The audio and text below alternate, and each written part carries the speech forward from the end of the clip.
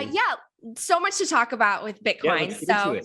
Yeah, first up, obviously Bitcoin's price has been in a bit of a pullback move. This is what I call accumulation mode, although I did buy in like the high 40s, so I'm kind of upset. So we did move from the high 40s to below 45,000, and we've really seen some bearish and bullish headlines this week. All of them may have impacted the price. So let's get to the stories. First, I do want to mention that U.S. Senator Ted Cruz, who is a Bitcoin holder and advocate, he has proposed a bill to prohibit issuing a central bank digital currency, a CBDC, because he feels that it could be used as a surveillance tool by the federal government, similar to what we've been seeing in China. So he wants the U.S. to encourage and nurture innovation in crypto and Bitcoin. And I guess the kind of CBDC Cruz and other lawmakers who support this new bill agree on is one that's open, permissionless, and private, offering access to the digital dollar with a transparent blockchain and maintaining the privacy elements of cash. So he seems to be describing Bitcoin, right? But really, there are some big concerns of Bitcoiners that without the proper education, the public and policymakers will be behind a CBDC that would essentially create a system of social credit that could have, centralized incentive structures that create dollars that expire or can be seized, like we saw in Canada. And of course, that every transaction would be under the nose of the government. So I know this isn't technically a Bitcoin headline, but it's very new. And I think it's very important for our industry to monitor. So moving overseas, we did see a Bitcoin price dip yesterday when European lawmakers were voting in favor of outlawing certain crypto payments without identification of the payer or recipient. Now, Bitcoiners are obviously worried that this is a huge invasion of privacy, but EU officials said that the proposal was intended to extend anti-money laundering requirements that apply to conventional payments of 1,000 euro to the crypto industry. So under the new rules, exchanges would have to report to authorities anytime a customer received over 1,000 euro of crypto from a self-hosted wallet.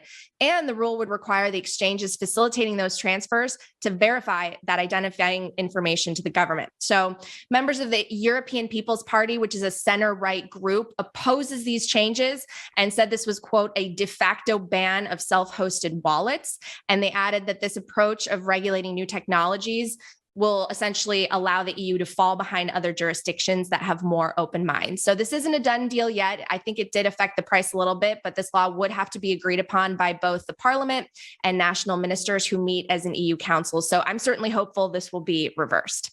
Another big headline this week, climate group Greenpeace, along with Chris Larsen, one of the billionaire co-founders of Ripple, they are campaigning to change Bitcoin's code. A lot of Bitcoiners very angry about this. The Greenpeace and Chris Larsen, they say it needs to become a more environmentally friendly consensus model. And Larsen said that Bitcoin is heading down a, quote, unsustainable path of energy consumption. They pointed to Ethereum being in the final stages of a very complicated process to shift from proof of work to a new proof of stake mechanism. And now they're trying to put pressure on the Bitcoin community to change its verification method under this Change the Code, Not the Climate campaign. And they say that this would reduce Bitcoin energy usage by 99.9%. So Bitcoin proponents are very, very upset about this. They say moving to proof of stake could undermine what has given Bitcoin so much of its strength and growth and resiliency, and that consensus mechanisms other than proof of work reintroduce the centralized concept of trust and are much more prone to corruption. Bitcoiners also point to examples of how the technology network can actually help the development of renewable energy and the renewable energy economy here in the US. And in fact, I'm sure you've talked about this with your viewers, Bill, the real data shows more than half of Bitcoin mining energy is derived from renewable sources. So obviously that story sparked a lot of debate on Twitter. And I just have to point to the sentiment in a tweet from one of my favorite Bitcoiners, podcaster Preston Pish. He said, Chris, I strongly encourage you to fork it. Nothing's stopping you. I'm sure you'll find hundreds of people that will follow your lead. So what are you waiting for? Moving on to another big story. I know we're going to have more on the show on this. Terra Luna on its way to accumulating $10 billion in Bitcoin. The Luna Foundation Guard, which is the company behind Terra, has raised about $2.2 billion for its Bitcoin reserves, hoping it'll hit $3 billion soon, with the long-term goal of $10 billion in Bitcoin to back up Terra, which, by the way, if you're not familiar, is the largest algorithmic stablecoin on the blockchain.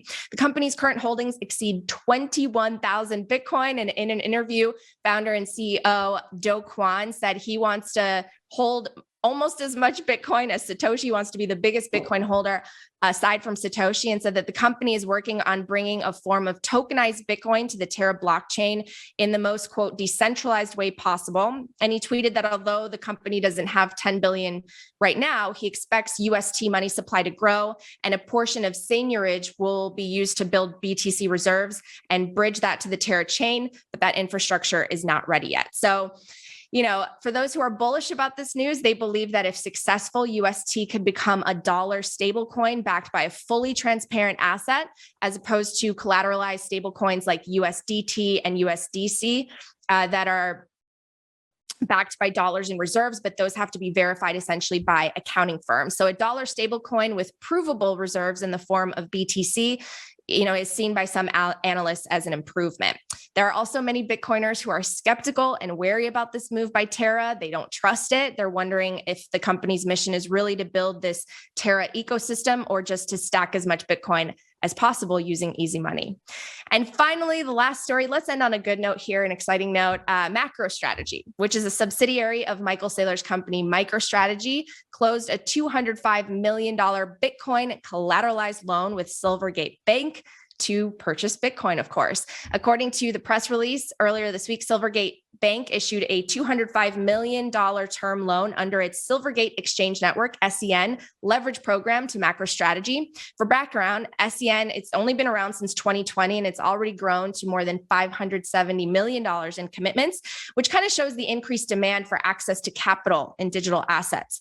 And this will be an interest-only term loan secured by certain Bitcoin held by MicroStrategy's collateral account, with a custodian that they'll mutually agree on. And under the terms of the agreement, MicroStrategy will use the loan proceeds to, number one, of course, purchase Bitcoin, but also to pay fees, interest, and expenses related to the transaction, and for MicroStrategy or MicroStrategy's general corporate purposes. And Michael Saylor had this to say about the announcement: the SEN leverage loan gives us an opportunity to further our position as the leading public company investor in Bitcoin. Using the capital from the loan, we've effectively turned our Bitcoin into productive collateral, which allows us to further execute our business strategy. He should have waited a couple days because, they could buy Bitcoin for a little bit less than earlier this week, but very bullish news, lots of news